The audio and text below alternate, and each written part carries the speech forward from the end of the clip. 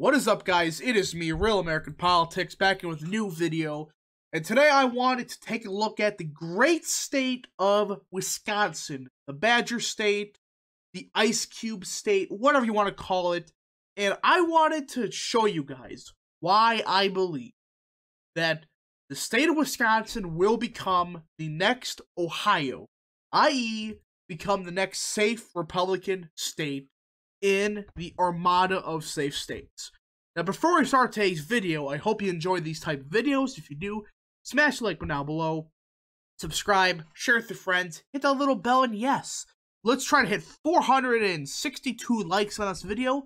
That'd be greatly appreciated, and yes. So, we have to take a look at Wisconsin and Ohio before a certain orange man appeared on the ballot. And right off the bat in Wisconsin, you notice one strikingly clear difference. The eastern half of the state, more Republican. Western half of the state, significantly more Democrat in the state of Wisconsin. Especially the Southwest.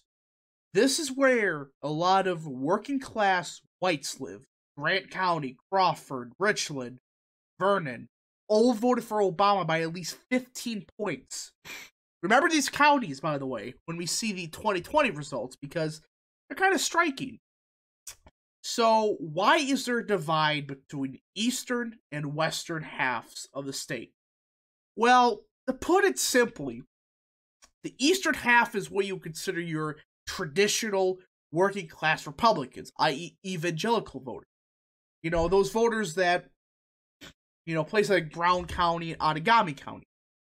They're evangelical Christians who are working class, Reagan type. They're more fiscally conservative, but at the same time, very conservative on social issues, traditional enough, and traditionally vote mostly Republican. Now, for Trump, some parts may not go so well, but for others, it's more better for Trump. And the reason for this is simple. In places like Waukesha, Ozaukee, Washington, but mostly Waukesha and Ozaukee, in particular Ozaukee. The reason that these counties will shift the most Democrat is simple.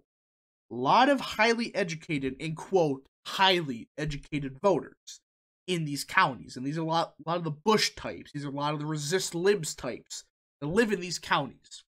And they're not your, I would say, real Republicans. They're those woke, quote-unquote, Republicans that, vote Republican sometime for president, but then when somebody tweets something mean, they immediately start voting Democrat. So, I wouldn't really consider these guys Republicans, but it's whatever you want to call them, essentially. But in a nutshell, these are more highly educated voters, while up here, these are more, working class, less college degree voters up here. Not less educated, they're probably smarter than a lot of the people in Ozaukee County. Don't look at that swing, but in a nutshell, between the eastern half of the state, it's north and south divide. More working class voters up here that don't have a college degree, while the southern half, more traditional, more like what you would consider like the Republican strongholds pre-Trump.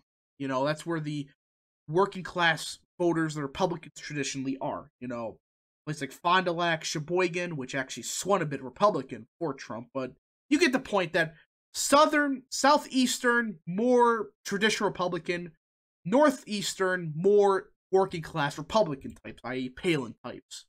Now, for the western half, I'll put this simply as possible. White working class voters here, and a lot of boomer types up here. That's essentially the divide. That's essentially what you would consider it. But in all seriousness, a lot of these northern voters up here, there's a lot of these old school Democrats. They're boomers, or older, especially up here in Douglas, Bayfield, and Ashland. These are retirees that moved up here that've been lifelong Union Democrats. Well, the southwestern part, they're more, middle-aged white dudes. That's essentially what they are. No college degree, working class, they're against globalist trade deals, they're against immigration, and they're more populist on issues. But northern people, they're still populist, but nowhere near as populist as people like Jackson, La Crosse, and Trumbull County. While Douglas, Bayfield, and Ashland, they're semi-populous, but again, more boomer types live up there. But you get the point where Republicans do well here. Now, 2020, the map's flipped upside down. The map makes no sense. It's really a divide between South Central and the rest of the state. That's literally the divide at this point. I mean, outside of Milwaukee and Dane, there's really no safe Democrat counties. Well, outside of the Indian tribes up here, but there are like 1,500 votes there. Nobody cares about this county, but you get the point that you went from this to that just in 8 years. The reason for this is simple. A lot of the traditional Democrats up here, they got, to say the least, they were just fed up with what the Democrats were doing. They've ignored them for years. They took advantage of their vote for decades, and they didn't do anything with policy. While I believe down here, a lot of these voters, they voted mostly against the economic bullshit of 2008 and 2012, where Obama gave big bailouts to Wall Street and did not help their voters at all. And it was a betrayal, and this is why I believe Trump really rose. Bad trade deals and the economic failure of 2008 through 2012, where they did not help anybody, but instead big businesses and Wall Street. Now, there are some parts of the state that is trending Democrat. Waukesha, Ozaukee are the two that are always brought up. But I think this is a bit misleading. Waukesha, when you look at their demographics, Democrats are practically maxed out in the state, in this county. I mean, they're really maxed out with educated white voters. The rest of the state is the rest of the county, I should say, is actually trending Republican. Just the central city of Waukesha is gonna be like 50-50 for a while. But the rest of the county is small town, rural. Now, Ozaukee, we just ignore. Doesn't exist. But you get the point. And the rest of the state is slowly trending Republican. Now, let's look at Ohio for a second. This is very similar to Wisconsin, all right? Northern is more working class, traditional Democrat voters. The western half of the state, more traditional Republican voters. There's a lot more Republican voters, Shelby, Algazi, Mercer, Putnam County. Traditional Republican voters, but they're not like Delaware County, which is the Waukesha of, I would say, Ohio. This is a good equivalent, somewhat. But you get the point that the central part of the state, the suburbs of Cincinnati, they're more establishment. While the western half is more working class Republican voters, i.e. like Reagan voters, people that are more anti-establishment, but still vote heavily Republican even before Trump. And the northern half, working class whites, traditional Democrats, union workers. In the Southwest, they're kind of like northern Wisconsin here. Southwest is in northern Wisconsin, 50-50. Again, you look at 2012, 50-50 usually. And so that's kind of the best equation. And this is like Southwest Wisconsin and the northern half of Ohio. I know that's a lot to take in, but you get the point that northern half, more traditional Democrats, central, western, more Republican, while the Southwest is kind of 50-50. 2020 happened then. I mean, in 8 years, it made some absurd shifts. I mean, Noble County, 80% for Trump. It was 60% for Romney. And let's go up here. Trumbull County, only 37% of the vote went to Romney. Trump got 54%. That's a lot. That's a huge swing. I mean, that's way much more than a lot of Wisconsin did. And the question is this. If these counties are nearly identical, why is Wisconsin not, swinging as hard as rural Ohio is? Because, yeah, it did swing hard, but you look at a lot of these counties. Oneida County, only 15% win for Biden, or Trump, I should say. They should be voting more like Carroll and freaking Stark counties, not, closer to Delaware and Greene counties. This is my theory, and this is why I believe the Afghanistan stuff is going to kill Biden. There's one factor I did not mention about northern Wisconsin voters, and somewhat of southwestern voters. These guys are some of the most anti-war voters you will ever meet. They make New Hampshire voters look pro-war. These guys are extremely anti-war. And this is why I believe Trump lost some ground, especially in the Fox Valley and, more northern counties. That's why I believe he significantly lost some ground in a lot of these counties.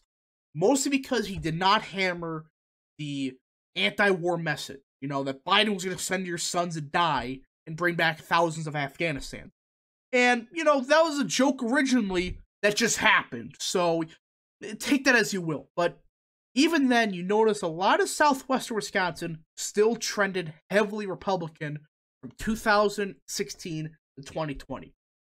Now again, with the Afghanistan stuff, you're going to start seeing places like Wapaka, Shawano, Lincoln. They're going to start voting like southwestern Ohio. You know, 80, 75% Republican. While places like Waukesha, I do believe, is going to start voting kind of like Butler County. That's where I think it's going to be similar to Butler County. It used to be more like Delaware, but I think Butler County is a better comparison. It's not going to go Democrats. Like, it's going to always be like a 20, 25 point win for Republicans. Even the statewide races for governor and stuff, that's what it's showing, like 20, 25 point win. And Democrats already maxed out Milwaukee. I mean, that's absurd what happened in Milwaukee, but that's just here or there. In Dane County, sure, it may still trend a bit Democrat, but you're already at 75.5%. That's about that's about the lunatics that live there. That's around 75% of the people that live there are complete and total lunatics. So I think that's roughly the max you're gonna get. A place like Iowa, Richland, Sauk, Greene, and Rock County, these counties, they're gonna flip in 2024 easily. Places like Portage, places like Eau Claire somewhat. They're gonna eventually flip, but I still think that places like La Crosse are gonna say like D+3, D+10 for a while. While places like Douglas, Bayfield, Ashland, I don't see Bayfield going Republican anytime soon. Douglas, I think, will go Republican 2026, but other than that, that's Wisconsin in a nutshell. And this is why I believe that Wisconsin will be the next safe Ohio. I mean, they have nearly identical trends, though Ohio had more extreme ones. And with the stuff that's happening in Afghanistan, you're going to see a lot of these northern counties start voting like southwestern Ohio. So anyways, I hope you enjoyed this video. If you did, smash like button down below, subscribe, share with your friends, hit the little bell, and yes. Thank you guys for watching, and we'll see you guys next time.